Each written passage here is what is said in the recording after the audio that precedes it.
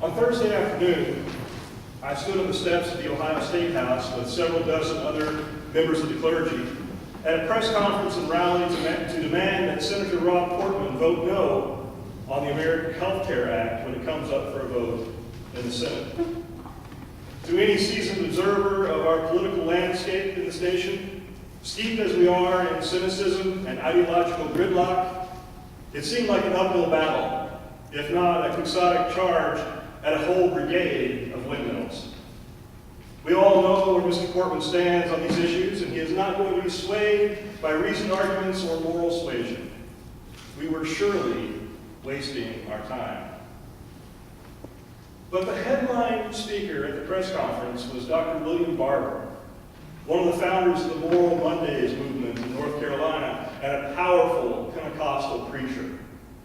He preached at the Alliance Gathering in North Carolina at the end of April. He had flown to Columbus that day to participate in this action, having just got out of jail the day before for an act of civil disobedience in Raleigh. He stood at the podium, a towering hulk of a man, and called us to believe that the improbable can happen, that change is possible, that miracles are possible because of Pentecost. The Holy Spirit is often depicted as a dove, as we see here, because of the account of Jesus' baptism when the Spirit descends upon him in that form. But the manifestation of the Spirit that Luke recounts in chapter 2 of the book of Acts bears little resemblance to a meek and peaceful bird with an olive branch in its beak. The Spirit that comes at Pentecost is more like a fierce bird of prey, an eagle or falcon swooping down, inspiring fear in the hearts of rabbits, mice, and lesser birds on whom her shadow falls. Luke describes the Spirit's coming as a violent rush of wind and a fire that sweeps through the room where the disciples are gathered and divides the tongues of flame that settle on each of them. If you've ever been anywhere near a tornado or a hurricane or a forest fire, you can imagine the fear that this advent must have inspired. Then, as if the wind and flame are not enough, this motley group of Galilean peasants and fisherfolk began speaking in languages that none of them had ever heard before, let alone studied. So that pilgrims visiting Jerusalem from all over the Jewish diaspora in all those places that Beth named earlier can understand them clearly. We may have become so familiar with this story that it fails to impress us anymore, but that is certainly not the case for these witnesses. Luke says the crowd is bewildered and amazed and astonished. In our day, the word amazing has become almost as commonplace and annoying an overstatement as awesome, and it usually indicates delight. Ooh, that ice cream cone was amazing. But here in Acts, it is not an unambiguously positive feeling. The amazement and astonishment of the crowds is more akin to religious awe and terror than delight. These people feel like the rabbit cowering under the shadow of the hawk. The pilgrims are gathered in Jerusalem for Pentecost, or Shavuot, a Jewish observance originally tied to the cycles of the agricultural year, but that by the time of Jesus has become a celebration of the giving of the law, the Torah. With that in mind, it would be helpful for us to recall the phenomena that accompanied that event as described in the book of Exodus. Before God delivers the Ten Commandments and the rest of the Torah to Moses, God descends on Mount Sinai in the sight of all the Israelites. In Exodus 19, we read, "On the morning of the third day there was thunder and lightning, as well as a thick cloud upon the mountain, and a blast of a trumpet so loud that the people in the camp trembled. Now Mount Sinai was wrapped in smoke, because the Lord had descended upon it in fire. The smoke went up like the smoke of a kiln, while the whole mountain shook violently. That, my friends, is awesome." The coming of God at Sinai, or the upper room, or this sanctuary on this morning, or any other time, is nothing to be sneezed at. Back on Easter Sunday, I preached a sermon called Earthquakes, and I talked about the way the resurrection serves as a seismic event in individuals' lives, in the church, and in the history of the world. I commented that if the resurrection does not leave any rubble in its wake, if it does not disturb and disrupt your life, you probably haven't really experienced it. The same can be said of Pentecost. The wind that sweeps through the room is a terrifying gale. The flames that settle on the disciples' heads have the capacity to start a great conflagration. In fact, the group empowered and emboldened by this wind and flame will be accused in just a few chapters from now of turning the world upside down.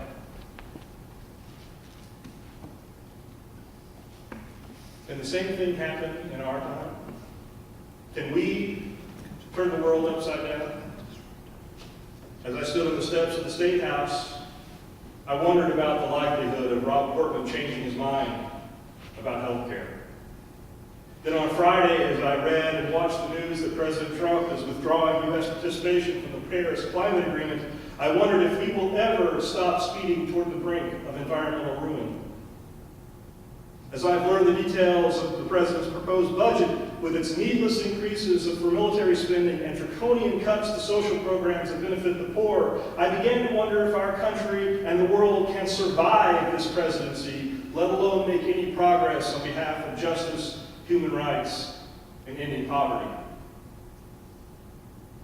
The forces arrayed against the church seem daunting, sometimes almost overwhelming. It seems foolish even to ask if we have the capacity to turn this world upside down. And on our own merits, we don't have that capacity. Peter and James and Mary and Paul did not have that capacity either. What they did have was the wind of the Spirit pushing them along, and the flame of the Spirit burning in and through them. Last week, we heard Jesus tell the disciples to stay in Jerusalem until they received power from on high. And that's where we find them as this passage opens in Acts 2. Gathered together, waiting and praying, not knowing quite what to expect, but preparing themselves to act when the time came. When the Spirit blows like a gale through the building and kindles holy fire within them, they surrender to her wildness and let themselves be swept along wherever she will take them. That is what turns the world upside down. In John chapter 3, Jesus says of the Spirit that the wind blows where it will. And we would do well to remember that we cannot exercise any control over what God wishes to do in the world. Our choices are to join in the movement or stand clear. Get out of the way. God desires our cooperation, but will not wait for us to get our act together. God is perfectly willing to act outside the boundaries of what we consider orthodox or acceptable.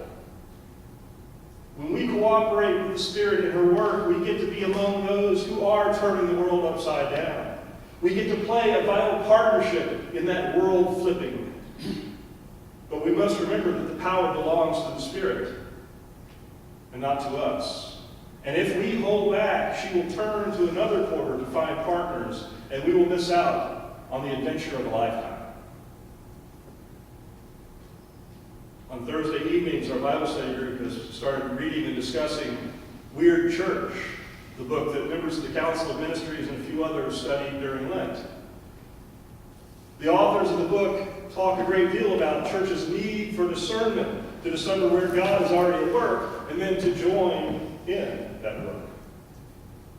The Holy Spirit is not at rest. The wind is always blowing somewhere. The fire is always at least smoldering, ready to leap into full flame when the time is right.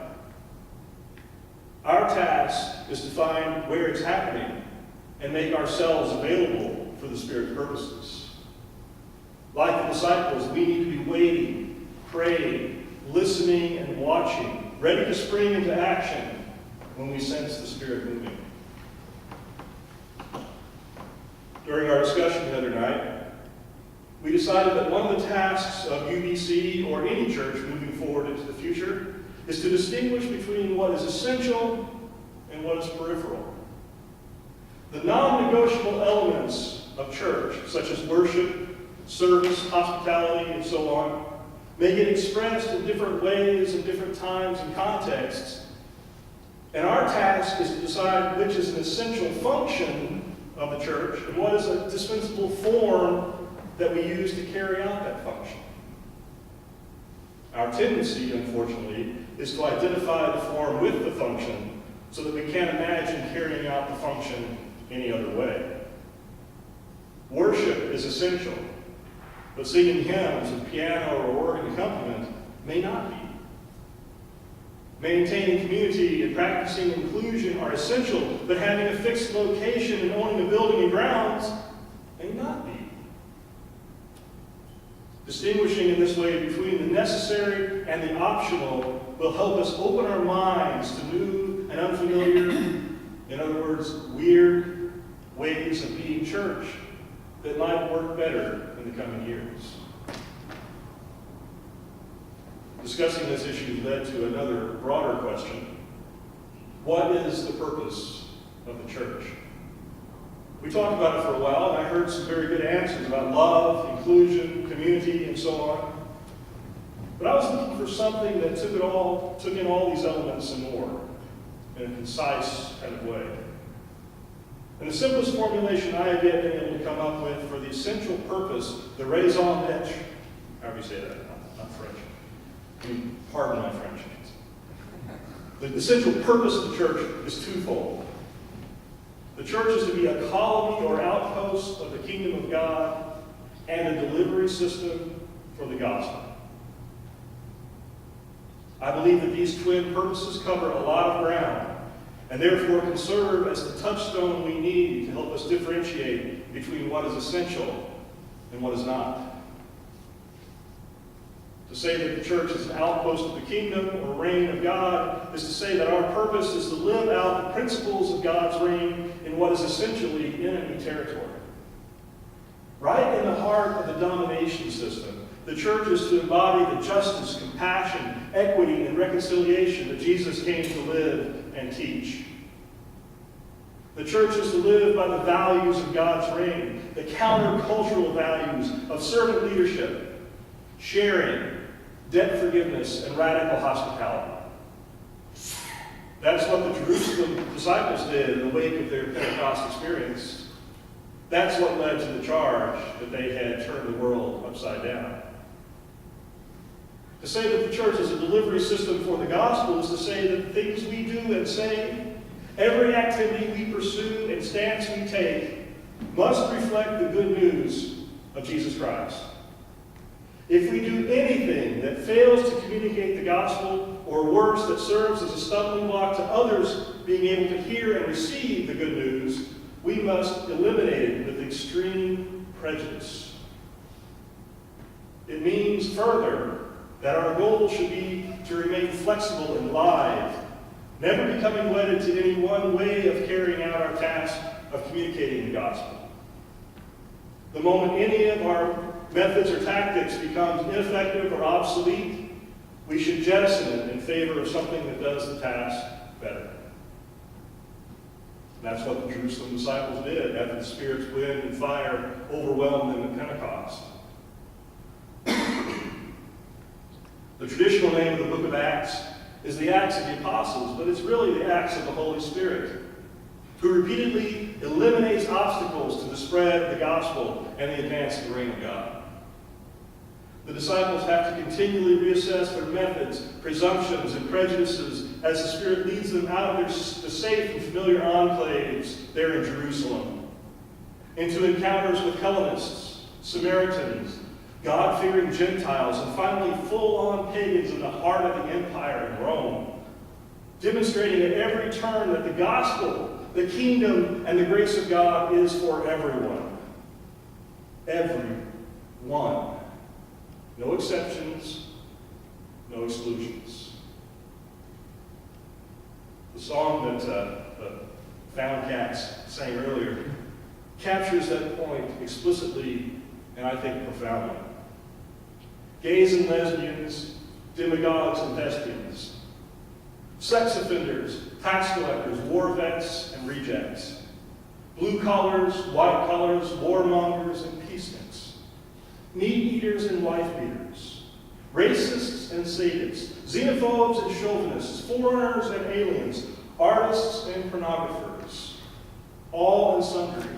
Every single one is invited to breathe deep the breath of God. Some of those mentioned in the song may feel right to us. We may identify one or more of these categories ourselves. Others we may find questionable, even offensive. Why should a sex offender or a homophobe be invited to breathe the same breath of God that we breathe? And we might add still other groups not mentioned in the song. Terrorists and arms dealers, patriots and pension stealers, Republicans and Democrats, Trumpists and Bernieites, Israel and Palestine, Wolverines and Buckeyes. Breathe deep the breath of God. Get swept up in the howling wind of God's Spirit. Be consumed in God's holy flame. Come from east and west and north and south to feast together at God's banquet table with us, all of us, together. No exclusions, no exceptions. Talk about the world being turned upside down. So I stood there on the steps of the State House on Thursday, and my cynical side was doubting that anything we could say or do would ever convince the Rob Portmans and Donald Trumps and Paul Ryans of the world to support universal health care, or fight climate change, or value the welfare of the poor over tax cuts for the rich.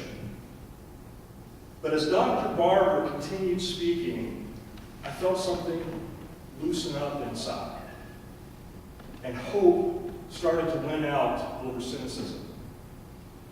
In his soaring yet grounded rhetoric, he told the Pentecost story, and he called on all of us to go out into the world in the power of the Spirit and speak in tongues.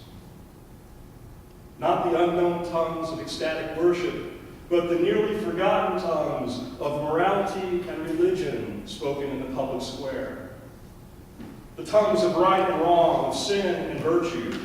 He encouraged us to go and speak the truth and not shy away from naming evil when we see it. He said he could feel the wind of the Spirit blowing, and he urged us to raise our sails to catch that wind and let it carry us along into the future of God's desiring. To surrender ourselves to God's plan to once again turn the world upside down. And as he spoke, I could begin to feel that wind blowing myself. Can you feel the wind today? Can you see the flames of the Spirit dancing around this sanctuary? Do you hear the wind blowing through this community? Listen. That's the breath of God. Breathe deep.